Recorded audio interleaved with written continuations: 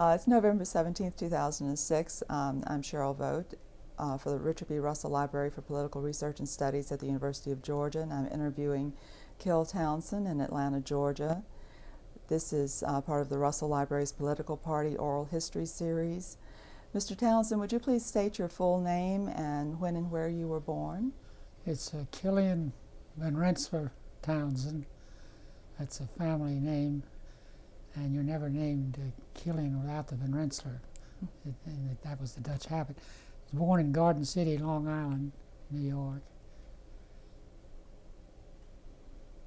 And would you tell us something about your family in general? Well, my father was interested in politics, I guess, but he was in Wall Street, went down there at the age of 16 and was a partner, youngest partner at the time, at the age of 22 of a big firm, and did very well there for a long while until the great 29 crash.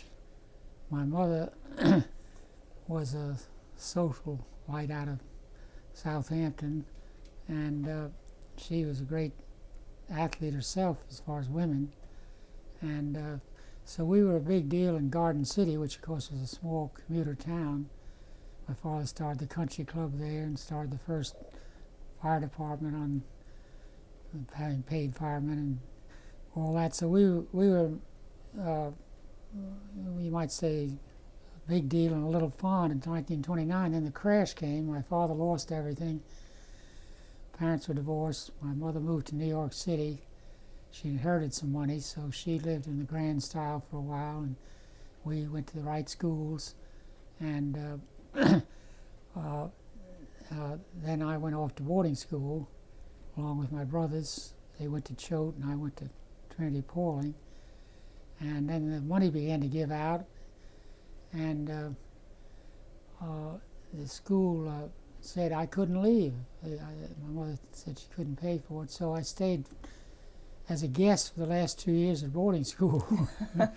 They had me do a little work, and I sold the New York Times and used to be the reporter for the New York Times on the athlete reports about Pauling's football team, and I'd send little articles into the papers Saturday night or Telegraph, and sold the New York Times paper, and worked in the office of the school at night as the night telephone operator. I think there was only one telephone in the whole building, and I'd have to go up and get whoever was being called. So then I was going to go to college, and of course there wasn't any money, and Duke at that time wasn't much of a college. It had just gotten all its money and had no standing at all, and very cheap, I guess, to induce people to go there. So we figured out I should go there, and I applied there, and one of the teachers at Pauling said, "You've got to go to a real college, you can't go to Duke." And I said, "Well, I can't afford anywhere else." And he said, "Well, I'll get you a scholarship at Williams." And of course I didn't know much about Williams at that time. It was just sort of a regional college, good reputation. So I got the scholarship, and it all worked out fine. Went to Williams, waited on table in the fraternity. I joined a fraternity that I knew needed people to wait on people, and then was the treasurer of the fraternity house, and this all paid my room and board. And I didn't do much at Williams, didn't even do well academically. I was too young. I went when I was 16, I was turning 17, and that's too young to go to college. But I got along all right. So then when I graduated, my brother, who meanwhile had married a Jello heiress, had enough money to help me go to law school. So we picked Virginia, or I did, because I thought it was, well, first I entered Harvard. I remember there was no trouble getting into law school in those days, and they took anybody that graduated from Williams. And I paid my $25, but then I came through Charlottesville on the way back from my brother's. My other brother had a ranch in Texas by then, and I just fell in love with Charlottesville and the university and the grounds and the whole thing. I was just overwhelmed with it. So I went in to see the dean there. It was the middle of summer, and of course it was much too late theoretically. And I said, "Dean, is there any chance that I could go here to law school?" And I said, "I went to Williams." He said, "If you went to Williams, you're in." So this is how easy it used to be in those days, and he hadn't had any Williams men. So I said, "There's one problem, though. I have a very good friend who's not very good marks, but's a good football player." He said, well, I don't know about him. And I said, well, we're big friends and we're going to be in law school together. He said, well, I'll take a chance on him. So he took him. So we two went to Virginia, which gave me my transportation because he had money and a car and everything, lived in New York City. So Virginia worked out very well for me. I got on the law school review, on the law review, and ordered a coif and had good marks. And fortunately lived on the lawn my last year, which was really quite an experience. If you've ever seen Virginia, it's just a great privilege to have a room on the lawn, although they're horrible little rooms and you have to go outside and freeze to death to go to the bathroom. But by my third year, I couldn't wait to see if I qualified, and so that was a nice experience. So then the war came along, and everybody was joining the war, and a lot of patriotism, and everybody felt guilty not signing up.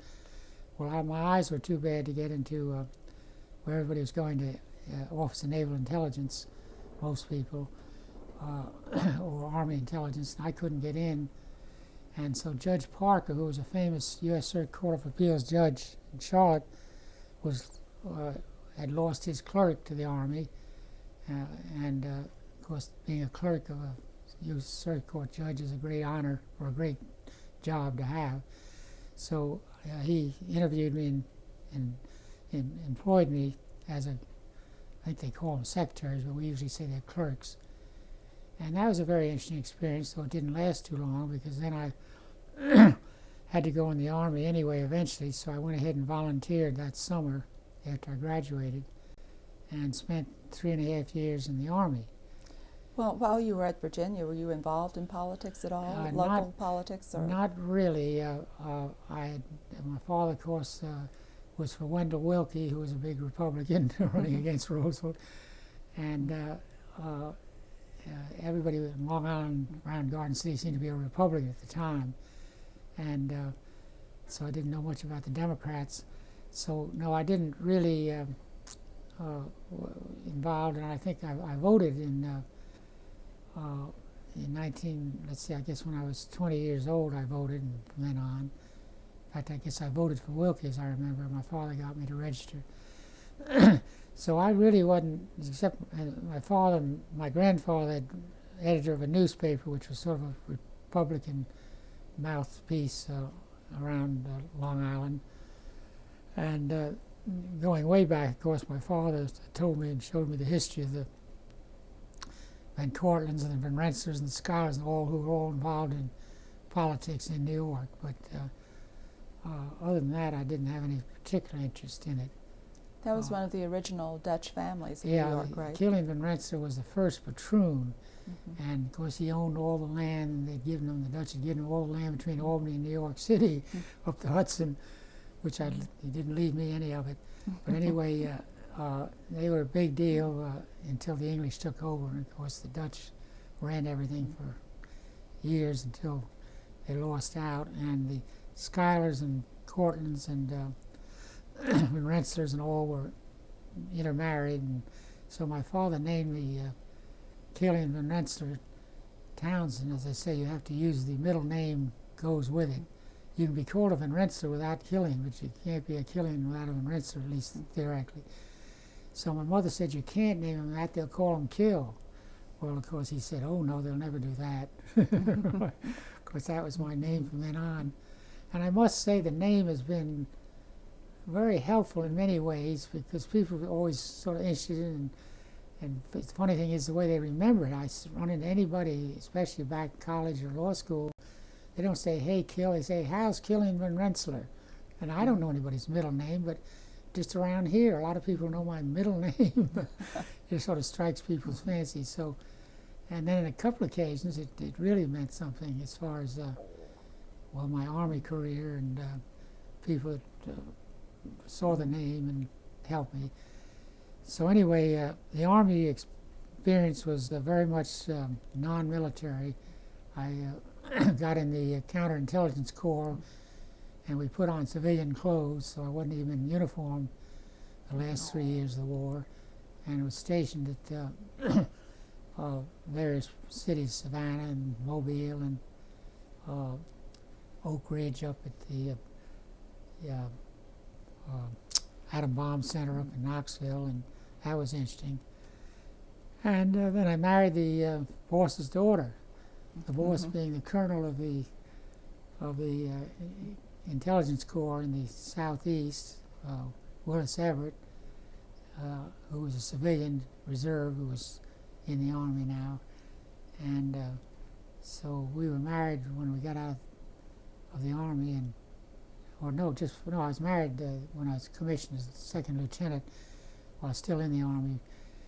Married up at Carlisle Barracks, the famous Jim Thorpe school, and then, of course, I was discharged within about a year and moved to Atlanta.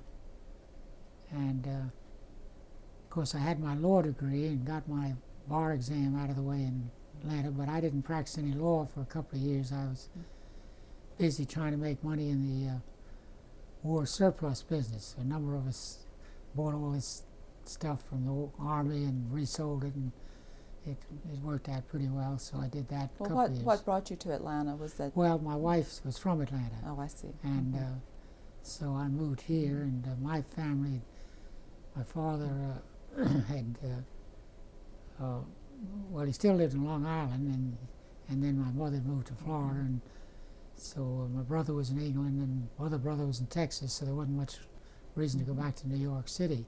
Well, I still have quite a few relatives up there. So that got me as far as Atlanta, and then I didn't practice much law. Sam Dorsey, Dorsey & Dorsey law firm, he asked me to work with them, or for them, and I did. And then I got interested in this glass heating product that had just been invented to be able to heat homes electrically and heat motels, and so I got a franchise for that for the Southeast and started an electric heating business. And of course I immediately ran right into the opposition of the power company because they didn't want any heat load in the winter. They had too much load in the winter now, and they didn't have any air conditioning load, so they fought me every time I tried to do anything. They fought me to the death and did kill a lot of sales, but I managed. We were fairly successful throughout the Southeast. And incidentally, 10 years later, the power company president called me and said, Ed Hatch, he called and said, "Kil, I have a Christmas present for you." I said, "What's that, Ed?"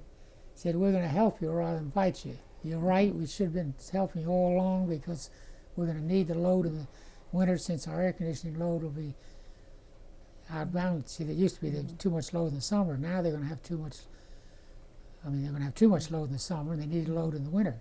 Right. But that was too late to save my making a lot of money out of it. So meanwhile, I'd gotten interested in politics, which is what you're interested in, and you want me to go into that part, how that all started in 1947? Well, that's right. How soon did you get involved with the Republican Party? Well, as soon as I got down here, my father said, the Lawyers Club is very exclusive. You get blackballed by one person, you can't get in. He said nobody gets in practically unless nobody knows them too well. There are only about less than 100 members. There are now 2,100 members. He said, and I've got to get you in now before they get to know you. Somebody might blackball you. So he got me in, and here I am in the Lawyers Club with a young, I guess I was 28 years old, and all these well-known lawyers in Atlanta.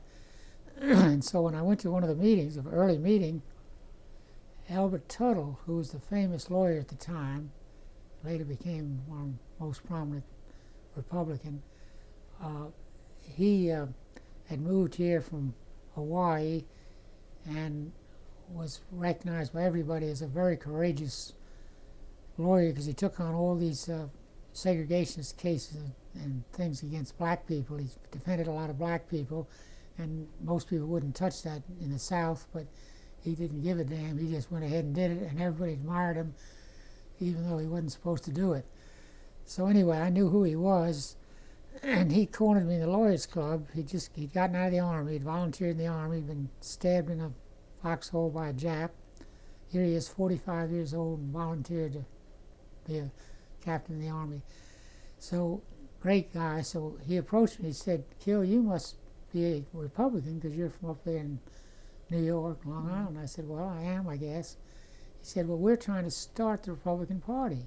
There is no party here. There are just a few people who used to go up to the National Convention who were paid by, who was running, Taft was running at that time for president back in 44 and those days.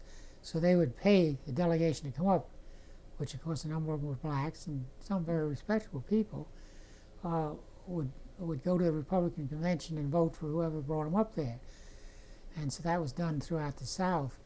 So he said, we want to start a real legitimate party and nothing to do with that kind of monkey business. And would you help? And so I said, well, I'd be glad to. So he met with Bob Snodgrass, who was a very prominent automobile where he financed automobiles, and Harry Summers, who was the leading businessman in town, the Chamber of Commerce and the whole bit. He was a Chrysler dealer for apparently the whole state of Georgia, well known. So these three people were very well known, respected people, going to start a party, which gave it a good start to begin with. Of course, I was nobody, but I was going to be the leg man. Obviously, I was the young one. They were all 50 or so years old, and I would do the legwork. So the first thing we had to do was to get organized, because we had the next president was going to be Tom Dewey. There wasn't any question that Tom Dewey would be the next president, and he was going to run and had to have some support and publicity. So we went to work on trying to get publicity for Tom Dewey, a Dewey Warren ticket. Governor Warren was going to be the vice president. And so we were a big deal then, because everybody figured we were going to be the leading people as far as politics in the Republican Party, and there were practically none of us. There was one other fellow named Bill Schartzer, who I was named the secretary of the party, I think, and I think Bill was named the vice president or something. He was a businessman locally. And there were about, I guess, 20 or 30 of us, Nan Pendergast, or a few people that came out of the woodwork and said they wanted to help the Republican Party. And of course, some people were very suspect, because they figured Dewey was going to win, they better get on the bandwagon, including Mayor Hartsfield, who was a good friend of mine later on, a great mayor. He had enough sense to help us, because he figured if we get in, we could certainly help the city of Atlanta. See, the theory is that there was nobody here for the administration to appoint. You could figure Elbert Tuttle would probably be Attorney General. I'd probably be Chief Justice of the Supreme Court, and Harry Summers would be Secretary of the Treasury. No telling where we'd all go. I mean, we're just joking, but I mean, in a sense, it would have been hard to find anybody in Georgia to appoint for all the jobs the political thing offers. So Bill Hartsfield let us put a banner across Peachtree, a Dewey Warren, a great big banner up high 15 feet above the street across between the two office buildings, which is unheard of. Nobody'd ever been allowed a banner, much less Dewey Warren, right downtown Atlanta. And I'm too bad I don't have a picture of it.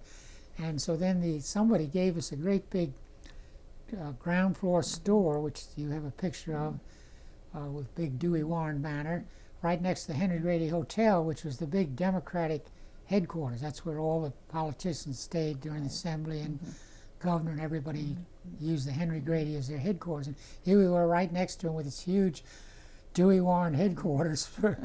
And of course they were running Harry Truman. And of course Harry Truman was then the president and had no chance to beat Dewey, because everybody thought Truman was not any good. So here we were in the driver's seat, and we had the party started, you might say, and some publicity. And Warren came down to Macon. He never came to Atlanta. And he had a friend lawyer in Macon, as I remember. And so we had all that we wanted, and we were in Cattsburg seat. Well, of course, about 3 o'clock in the morning, here we're all down at headquarters, and there were a lot of people at headquarters that night, because, of course, again, we were going to win, and so must have been 100 people came in to make contact with the Republicans, and people bowed and scraped, and I thought I was a big deal, and everybody was so nice to me, and I didn't realize what the reasons were, because in politics, it's strictly what they can do for you. There's no friendships except for for, you might say, the wrong reasons. Not none, but I mean most of them. So anyway, about 3 o'clock in the morning, after the Chicago Tribune announced that Dewey had won, it came out that Truman, of course, had won. Well, I mean, that place just died. We all struck home, and nobody ever heard about us or spoke to us for about 2 more years. I say that, but I mean, here we were. We were probably sort of objectionable because we were so sure we were going to win. From the top of the mountain to the here bottom. we were just nothing. So we got to start over again. And so nothing happened for 1951. Here comes the 52 elections are coming up. And Elbert Tuttle calls me, and of course he'd kept in touch with the Dewey people. The Dewey people were the key to the Republican Party because he'd been the nominee, and the people in his office were, the Republican stronghold. And so Elbert called me and said, "Kil, I got something for you to do. We got to get a Citizens for Eisenhower committee together because we're trying to make Eisenhower run for president, and hopefully he'll run as a Republican." At that time, Eisenhower was head of NATO in Paris, and made a big point of never letting anybody know what his politics were, and wouldn't tell anybody anything. And people as prominent as Hugh Scott and Dewey himself and everybody went over to Paris to try to persuade him to run, and he wouldn't give anybody any indication that he would. So the big hope was that among us, who were Dewey people, was to get him because we were trying to stop Bob Taft. Taft was the senator from Ohio who had voted against the draft and almost killed this country back in '41 as far as the Army effort, and very conservative and almost ridiculously conservative, very bright, fine person. But and he was the one that had this political organization get the people from Georgia to come up to the convention and vote for him. And he had the same group of people who would come up to the convention and would be voting for him in 1952 unless somebody opposed him.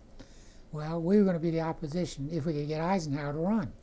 He would be the only person that could possibly stop Taft, because Taft had everybody locked up politically through all his connections and years and contacts. So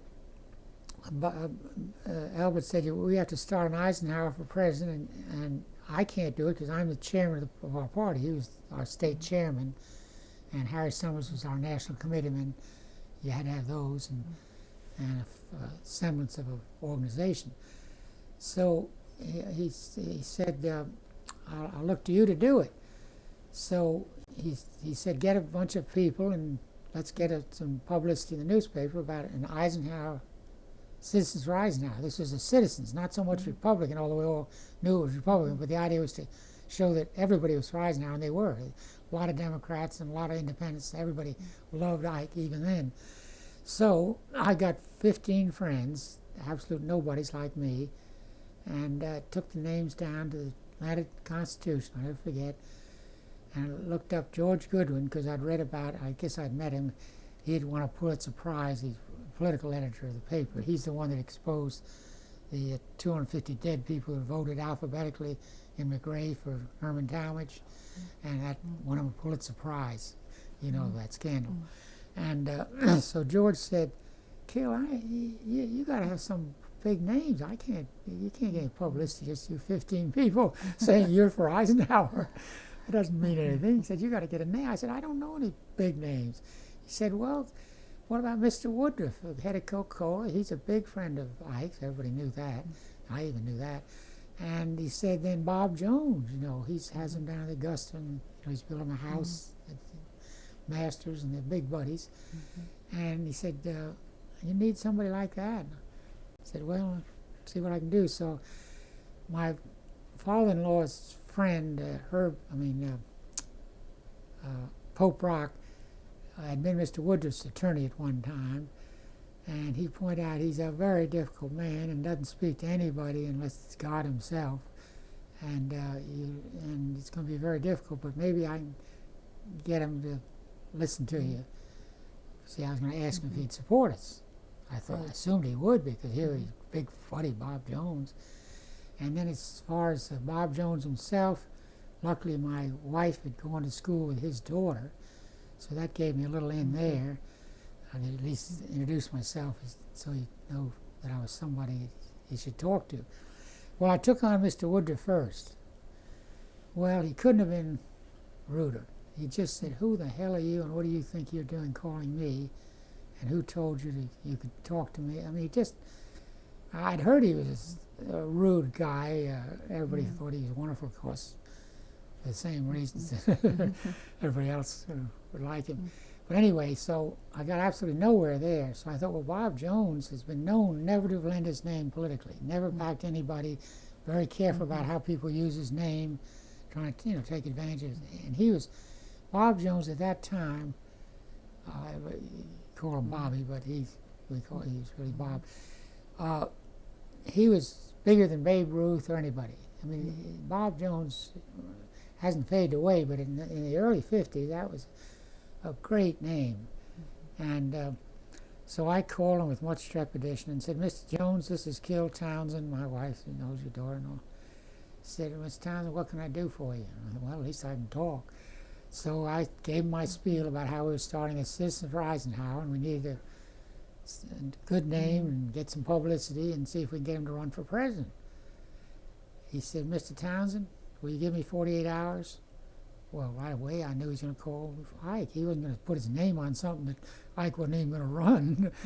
So, of course, Albert immediately called Tom Dewey in New York and alerted everybody that I was waiting on talking to Mr. Jones within 48 hours, because they knew that if Ike said, "Yes, I'm going to run," Bob would lend his name. If he said, "No, I'm not running," Bob would, obviously, it was just clear cut as that. So, of course, within the 48 hours, I called Mr. Jones. He said, "Mr. Townsend, what do I do?"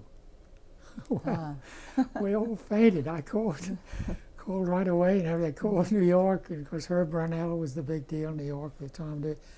And they really realized that Ike would run as a Republican. See, I'd made it clear that it was a Citizens for Eisenhower. And so I go down to George Goodwin and say, "I've got a name for you. How about this?" I said, "I got Bob Jones going to be on my committee." Well, George was really excited. He put it on the wire, the AP and the whole thing. Went all over the country.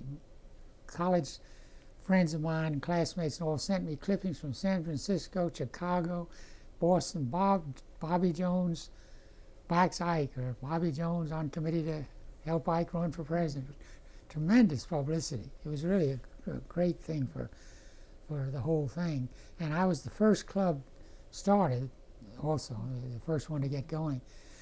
So that was a big deal. And so now we really had something to work on, but of course Taft people really went to work then. I mean, they realized they had somebody, a threat, and tried to poo-poo the whole idea.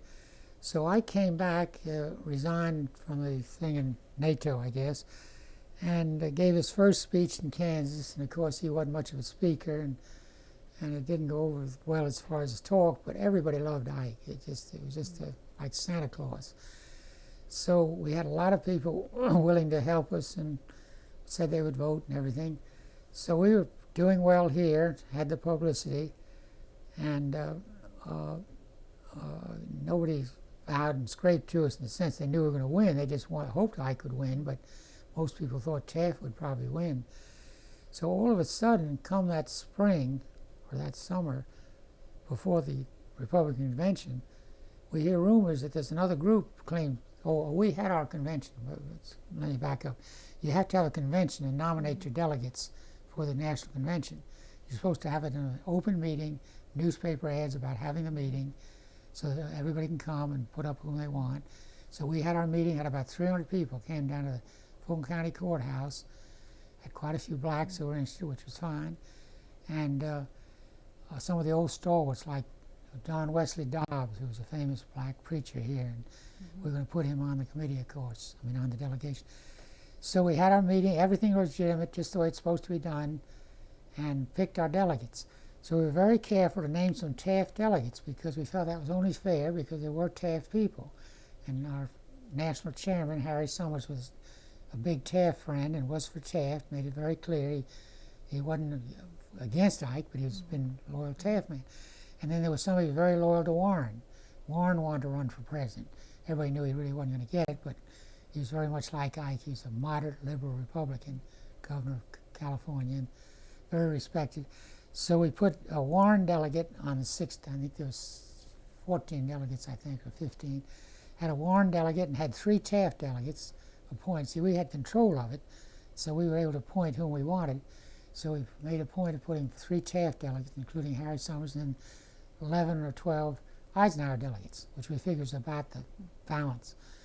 So here we are all set to go to the convention, and we hear there's another group going to go to the convention and claim they're the delegation, that we're not legitimate.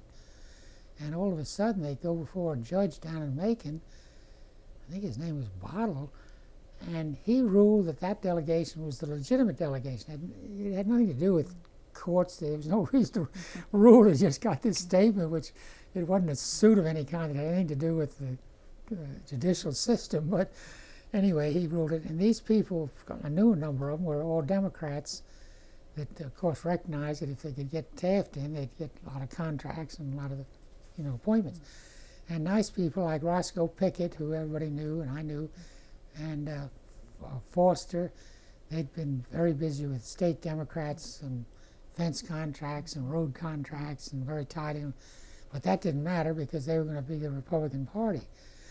So here we are faced with a battle as to who is the legitimate delegation in Chicago. So Albert goes up a week early to do the groundwork, goes to be a lawyer, since he was a lawyer anyway and the head of the party. And I went busy trying to find clippings of our meetings to be able to take clippings blown up, show that we had actual meetings, and they couldn't show they'd ever had a meeting except in a telephone booth. And we could show that we'd met at the county courthouse and hundreds of people and voted legitimately. Well, that all looked good. So when I got all together, I left for Chicago, brought it up there to Albert, and meanwhile they were having the convention, pre-convention delegation seating, and the arguments appear before a committee. It was headed by Carroll Reese, who was a Tennessee Republican congressman, a big man, big Taft man, very close to Taft. The committee was stacked against us. We knew that. But we figured there's just no legitimacy to this other crowd, and there wasn't any. There was nothing they could show, and we had Harry Summers on our side. He was the national committeeman who was a Taft man. Well, how could we lose? I mean, here, Harry Summers will say that we're the only legitimate delegation because we were, and he was one of our delegates, had been to our meeting. So we get in the meeting, and Albert Tuttle shows the reprints. I had them blown up, brought up with the newspapers, gave the arguments about how we had the meeting and who we were, and how this other crowd didn't even come to our meeting and had no meeting. And, well, Carroll Reese didn't even listen. So then Albert used his trump card and he said, now, Harry Summers will tell you who's legitimate. He's Carroll Reese, and he was big buddies, big friend. And so this was going to be the clincher. Well, Harry Summers wouldn't speak. He wouldn't speak for us. He just didn't say anything. So here we were sitting there with Harry Summers, who was our big friend and started the whole party. And even though he was for Taft, he was our friend, and he just deserted us. Well, Reese just ruled, you're out. The other crowd's in. So we're all thrown out of the Hilton Hotel. So you have all these rooms reserved by the National Committee. Had to find a flea bag to sleep in, the Morrison Hotel, which is a terrible hotel. And Albert and his wife, my wife and I, we all slept in one room. We're lucky to get a room in Chicago. And they took over our rooms, and they were going to be the legitimate delegation. We were out. Well, of course, when Ike heard about this, see, if they didn't have the Georgia 15 votes, I couldn't be nominated. It was that close. Everybody knew that. In Texas, he needed Texas too. And they ruled Texas out. But Georgia was going to come up first alphabetically at the convention. So if the Georgia delegation voted for Taft, that was the end of the whole thing. Taft would have been the nominee. So Ike was in Denver and came to Chicago by train. Those days everybody went by train. And he was furious. And we thought, well, he's our only savior. Meanwhile, I'll never forget, my wife got stuck with pins when you had a Taft button on in the elevator. Somebody somehow would stick you with a pin. I couldn't believe it. The Taft people were all over the place, and there were plenty of Ike buttons, but people began to stop wearing them. They're afraid they might get assaulted. People called me from all over. Even Ralph McGill, the big Democrat editor of the Atlanta Constitution, called me in Chicago and said, "Kil, this is a crime. You people are legitimate. They're just trying to steal this thing from Ike," and they were. They were going to steal the nomination.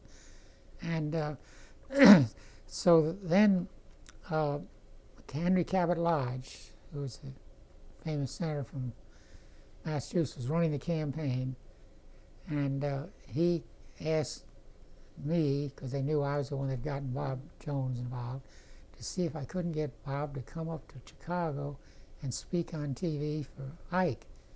And in those days, apparently they didn't have a remote or something, but for some reason he had to come to Chicago to do it, which today, of course, he wouldn't have to leave his living room. Right. And so I said, well, he's all crippled up. By that time, Bob was really in pain. I mean, perspiration and just his hands, and he had that problem, crippling problem, and had two canes. And so I called. I said, Bob, I hate to ask you, but they'd love to have you come. It'd be a big help because we really are in hell of a shape up here. Need everything. He said, when's the next train? That's the kind of guy he was. He was really a great guy. And it was a lot of trouble when he came up there with Cliff Roberts, I'll never forget. And I met him at the train station. Of course, Cliff Roberts hardly ever spoke to me. I don't know what he thought I was, some kind of animal or dog in the hunt or something. I don't know. Anyway, Bob couldn't be nicer to little me. And so we took him to the station. He made this broadcast for Ike, got back on the train and went back to Atlanta. Really, it's a wonderful thing to do, and I'm sure it helped. So anyway, Ike has a reception for all of the delegates and people, and he speaks to us there, and we can see he's just livid because he saw this thing was just being stolen. Mm-hmm. So we decided, they decided, I went to all these meetings a lot of times because I was nobody, but I was Elbert's sort of like a leg man, carry his bag. And Herb Brownell and Jim Haggerty was the press secretary, and Sherman Adams, New Hampshire governor, and Henry Cabot Lodge, and I'm trying to think of about 7 of them who ran the whole thing. I mean, they were the Ike managers of the campaign. And so they met, and Albert always said, don't say anything, just sit here. So I heard them decide they were going to take it to the floor of the convention, never been done, and let the convention itself decide whether Georgia is legitimate or not, or which delegation. So this is a big hoorah and a big thing, and of course Elbert Tuttle was going to lead the fight. So Elbert Tuttle has to get up in the front of the whole convention. They start the convention Monday morning and argue the case for Georgia.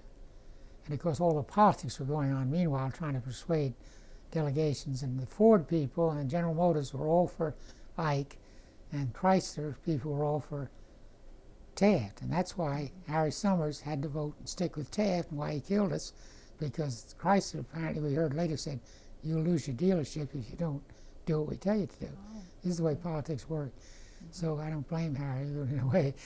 So Ford and Time magazine was all for us, and Newsweek. And Time put out a special edition of Time. It looked just like a Time magazine, but it promoted Ike in a sense, the pictures and everything. And that was put in every delegate's box. And I mean, all sorts of things were done to try to get the delegates for Ike, and then the Taft people doing all sorts of things for their people. And so Albert did a splendid job. Harry Summers was sitting up on the platform with only about 15 or 20 most important Republicans in the whole delegation, I mean the whole room.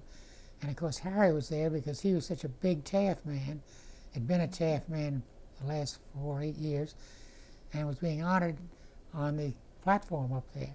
So here he is sitting up there on the platform, and Albert's arguing against him. And Albert won. The convention voted very close, but voted to seat us. And it was all over. I mean, once we were seated, they knew the vote would be enough for Ike. Well, I was in the back. I walked out when I wasn't seated in the convention because we weren't seated. The other ones incidentally were seated until the routing, and then they threw them out. And we got our seats and got our hotel rooms back. So I was out in the back of the platform. I remember there was these curtains, and Harry Summers came out of those curtains. And of course, he and I had been big friends because he and I were the Humane Society. He put up the money, and I did the work trying to get a Humane Society started here. And we were very small then, but we got it going. And so, of course, I spoke to Harry, said hello, and he just said hello, and he walked out. Nobody knew where Harry went for 2 weeks. He was a missing person. It was very strange. Everybody called me and said, "Where's Harry?" And you ought to know. I hadn't heard from him. And this is how it affected him. And what he did is he hid down at Siam with some friend. The whole thing was so embarrassing. And I mean, Albert Tuttle, these were his great friends. He was just letting him down politically. This is what happens in politics. Right. People take on a character that they really shouldn't be. I mean, they do things politically that are just beyond honorable friendships. So finally, I got hold of him, and or he called me, I think, and he came back to Atlanta, and they never spoke again. When Albert needed to know something from Harry, he'd call me and say, "Will you ask Harry this?" Or Harry would call me and say, "Oh, will you ask Albert this or that?" They never spoke again. And here they'd been, just... So that was the... so now we have Ike as the nominee, and we're obviously going to win because he's going to beat Stevenson. So we get him down here. And of course, the mayor and everybody's now bowing, scraping again. Police escort to Hurt Park, and he speaks at Hurt Park. And Talmadge sits on the platform with him. They're smart enough to realize that Ike's going to be president. And so everybody's for Ike.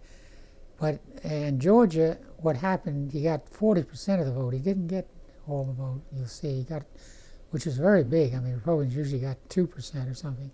And he got a big vote here and had a parade down Peachtree and mobs, thousands of people. And it was quite a successful visit, but he didn't need the state of Georgia as far as the election. And so that brought us up to Ike being president. He'd had our delegation up before he was president up to Columbia University, and we'd met with him there. And of course, Ike thought a lot of Albert Tuttle, and a lot of feeling that Albert Tuttle would be appointed a judge. But they appointed him Deputy Secretary of the Treasury, I think, is what they made him. I think Humphreys,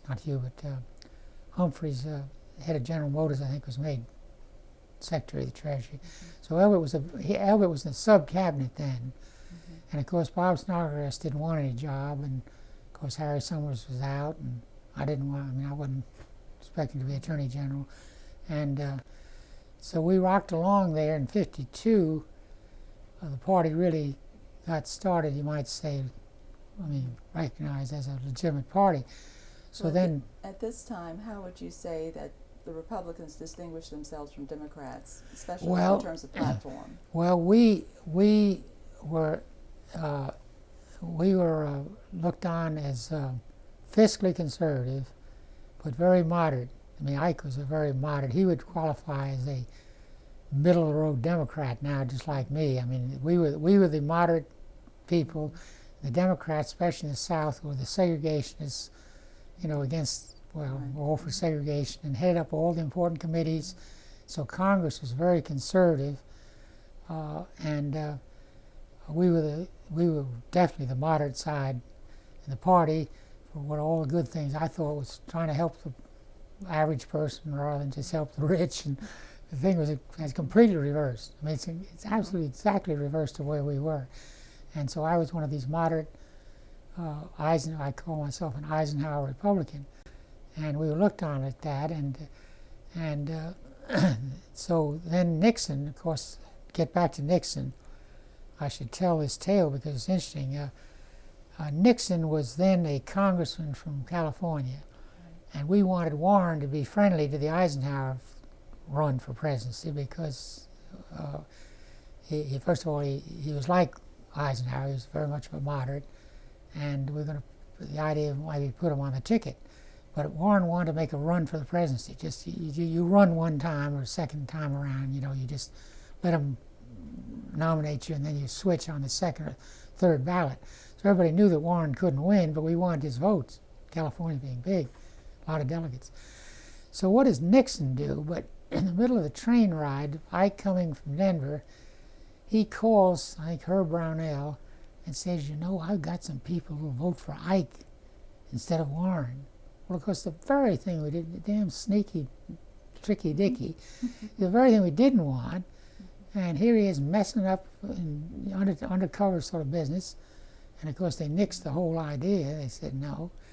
Well, as I got in these meetings, I was very unimpressed with whatever came up about Nixon. He had won the nomination out there by accusing, what's her name, congressman of being a communist and red and all that, and really won the whole election out there on the wrong, unfair tactics. He was just that kind of guy. So I just didn't like him from the very beginning. So when they nominated him as president, I mean as vice president, I never did understand. I didn't hear that particular, I wasn't at that particular session. And Elbert never could explain it exactly, except he was so well known because he was the big anti-communist crusader, and they figured that would help Ike. I mean, that he'd be popular because he's thinking everybody was a communist. And that was very popular at the time to think that way. And Ike didn't want to get in the middle of that, so they could let Nixon do the dirty work by accusing everybody of being a communist. So I was all against Nixon. So in '56, or whenever it was, when Ike had his heart attack, 55, I guess, the question was, what do we do without Ike? Nixon is the vice president. He'll end up as the nominee for the party next time.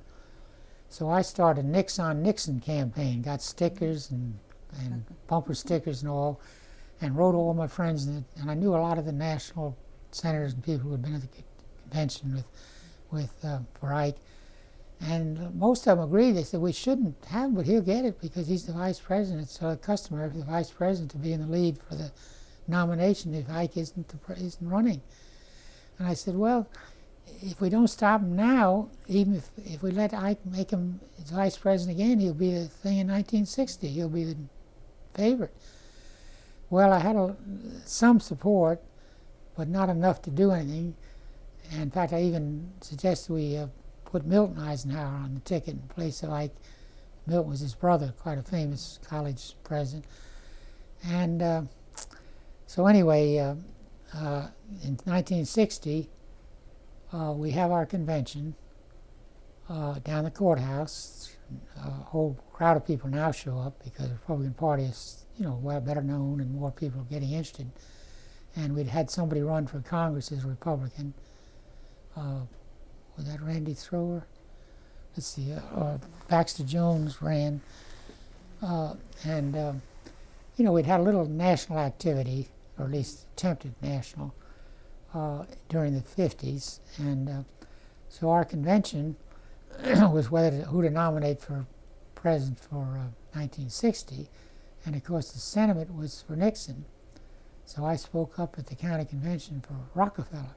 I said we needed, and Rockefeller had been a big Eisenhower man, and of course he's governor of New York, very popular, and been governor for years. And I just thought he'd make a good president because he's very moderate, like me, you might say liberal, and got nowhere. In fact, made some enemies because I was against Nixon. And they went ahead and voted to back Nixon, and of course they voted for him for president in 1960 at the National Convention. I didn't go to that convention, and in fact wouldn't have been asked because they figured I'd probably be for Rockefeller. So Nixon was nominated, and Georgia helped nominate him, and of course it was a disaster as it turned out. But Nixon catered to Georgia constantly after that. He came in this state I don't know how many times because he was going to run again. He ran for governor and lost, but he decided he was going to run for president, I guess, because he kept... See, people love to be spoken to and have their picture taken in politics, and he'd have everybody come to a dinner and take their picture, and cater to them, so they know him, whereas they didn't know, Rockefeller. He hadn't been traveling around. They didn't know any of his other competitors, Nixon's competitors. So Nixon worked hard at it and did a good job as far as Georgia, getting Georgia to be very much Nixon territory. And the party bigwigs who took over were, of course, all Nixon people. Now, we should get into that because there was a whole takeover of the party in 1964. Right. See, we're talking 1960, so they're Nixon people, but not at our convention particularly. But in 64, the whole Goldwater, which was sort of part of the Nixon crowd. Right, it was the end of the county unit in 62. Yeah, yes, so we were going to have all different bigger delegations. And then Callaway was elected. And Callaway was elected Congress, and he was a big Goldwater man. And of course, Nixon didn't try to oppose Goldwater. I mean, he wanted to sort of settle along with him, so they were all part of that same crowd. So they took over in 64 and threw out all the what you might call Eisenhower Republicans in the party positions, and in fact named Harry Summers as an honorary chairman because, of course, he'd been a Taft and would be a Goldwater person. So Harry made sort of a belated comeback, although he never cared to do anything about it. In 1964, 12 years later, he was redeemed, you might say, as a Taft man, and so the Goldwater people took over and the party, and Bo Callaway, of course, headed up the party, and so Bo won the Congress seat from a fellow named Garland Byrd, who was no good anyway, but I mean, he was been a lieutenant governor and wasn't hard to beat probably. But anyway, Bo won, and so then he started to run governor. Right. And I got all involved in that because he was against Arnold and Maddox. Arnold and Maddox were running in the Democratic primary, and Maddox won the primary. But Arnold had this tremendous following, particularly among the Jewish community in my area, the Northwest. All the influential Jewish community pretty much lived right out where I represent them. And of course I know a lot of them. And a lot of other people were for Arnold because he was not Maddox and was a very progressive, moderate Democrat who had been a very good governor. So people didn't want him to quit the race, so they decided they could do a write-in. And you have to have a majority of the votes to be the governor. And if you have 3 in there, you run the risk of not getting 50%, no matter who you are. You, either Maddox or Callaway, couldn't get 50% with Arnold in there as a write-in, because this write-in was very serious. I mean, everybody knew it would be thousands of votes. So I remember I got with Bo. In fact, I drove him up to, he wanted to visit some children's prison, what's the one up here in North Georgia, and I drove him up there. And I said, Bo, you've got to get these Arnold people off your back, or out of the race, because with them in there, we're in terrible shape, and they are much more for you than they are for Maddox. They were all, those kind of people were not at all for Maddox. And I said, if you'll just get with them and cater to them and all, they'd probably give up this effort because they wanted somebody. And Bo, he sounded like Maddox all the time. He was way over to the right, very conservative over the Goldwater thing, but not that conservative. I mean, Maddox axe handle and kill all the blacks, or at least eliminate them. So I said, you just have to move over a little. If you just be sort of in the middle, you don't have to be real liberal. Just cater to them and tell them what you're willing to do, and you're not against the blacks and all that. And, well, he didn't listen. He didn't do a thing about it. And of course, they got 50,000 write-in votes, I think. And then you know what happened then. Callaway, we had the vote in the General Assembly. Of course, I voted for Bo, and all of us did, but he didn't have enough votes. Maddox lived in my district. I represented him, and I was very embarrassed because when I voted for him, we each made a little speech when we voted, and I said, in the district that Mr. Maddox lives, they voted 9-1 for Callaway. There was no need to point that out, that he's very unpopular in his own. He lived out on Mount Perrin Road. And I apologized later to his wife. I said there was no reason for me to say that. She was very nice, and I always got along with Maddox. I always thought he was a pretty nice guy. I mean, he's crazy in a way, but I always say he's the only governor I know that left poorer than when he went in. Right. Everybody else made a lot of money. Going back prior to this 64 or 66 campaign, when you were working with the party, were you involved in recruitment for the party, identifying candidates to run? No, I didn't. I really didn't do much of that. I kept in touch more with the national party, and of course, then I got into the Rockefeller effort in 1968 and 72, and I was always interested and involved with the people involved nationally, not locally.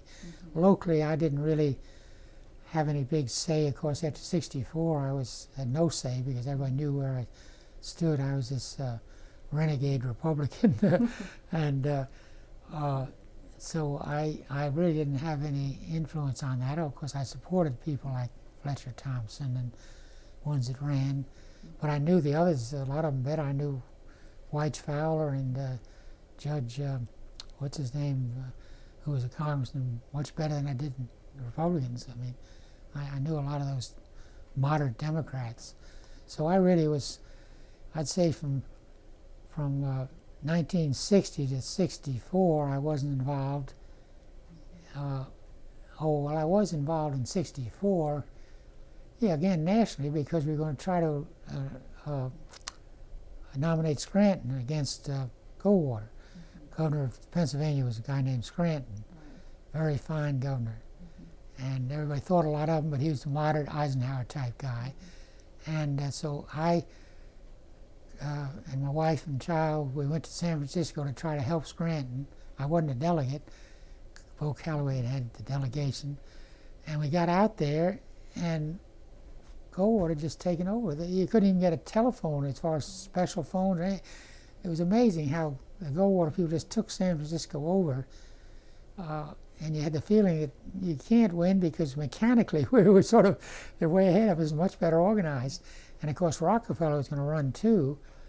And there was no problem there because all of a sudden Happy, his wife announced her pregnancy. And of course in those days you weren't supposed to be divorced, even though Stevenson had been. And this brought attention to everybody that Rockefeller's second wife having another child, sort of as if that was a crime. I mean, today it'd be a compliment. In those days, you were condemned if any kind of marital thing. So that was the end of the Rockefeller campaign. And the Scranton thing went right down the tube. We didn't get anywhere. And here I had to see all my friends, people I knew, the Callaway delegation just triumphing, and they're going to be the big deal. Well, of course, they ended up losing overwhelmingly in the general election. But I don't think any of us knew they were going to lose that badly. They just did terribly, as you know. So that set them back. But then I think that's in 1968. Is that when Fletcher Thompson first ran? I can't remember. I think it may have been. But I know that Callaway was really involved in, was it the Young Presidents Organization? Probably, yeah. He was under 40, and they had to be under 40, head of a company, and he was big in that. And I think he did a lot of promotion of the party through that organization. He did. He got a lot of young Republicans, conservative ones like Dillard Munford locally, and a lot of them. And in fact, I was looking through my stuff the other day, and here's a letter sent out to registered voters against me, a letter signed by Dillard Munford and Bob Redfern and LaCroix, and there's 6 guys, all who are friends of mine and good friends now, and I thought were friends then, but they thought I was too liberal. This is not 1952, 1965 when I ran. I was too liberal for them, and they wanted this other fellow, Felix de Golden, who ran against me, very nice guy. And I'd completely forgotten that. And of course, they never mentioned it after I won. They were big supporters. Once you win, you have no problem with your enemies. But so no, I'd say Fletcher Thompson was the first move of any sort. See, Bo was dropped out by then, as far as elected office, and Fletcher ran against what's his name that didn't want to be on the Maddox ticket and quit. You know, he'd been in Congress. So what is? Damn, he's dead now. Judge became a judge later. Very fine guy. Been city council here and been a congressman. He refused to stay on the ticket with Maddox and resigned Congress, which I thought was sort of a noble thing to do. Right. And so here was this vacancy, and a guy named Archie Lindsay, a Democrat, was going to run for it. It was a nobody. He was a county commissioner. And so Fletcher Thompson jumped in there. He'd been active, I guess, in the Goldwater movement, a lawyer from East Point. And he jumped in. Nobody gave him a chance. I mean, how could he win and raise money and all that? And no, I guess he'd gotten in the race before the fellows resigned. Yeah, he got in there anyway and had no chance at all against the incumbent. God, I can't think of the incumbent's what is his name. Anyway, so then when the incumbent resigned, then Fletcher had a very good chance because he was as well known as this other guy and won. And so he was the Republican Party, you might say, elected nationally. And of course, locally, we weren't running anybody until Rodney Cook ran for city council. Well, I guess he ran in 64 or 5, maybe, or 6. Rodney Cook and Dick Freeman. Did you have Dick Freeman's name? No, I didn't have. Well, Dick Freeman became a councilman with Rodney Cook as a Republican. Everybody knew they were Republicans. So they were elected to the city council, although it was a nonpartisan race that people knew they were Republicans. And Dick Freeman won. I think I don't know whether Dick's still alive or not. Yeah, we're at the end of the tape. Yeah. So there was a little movement there locally.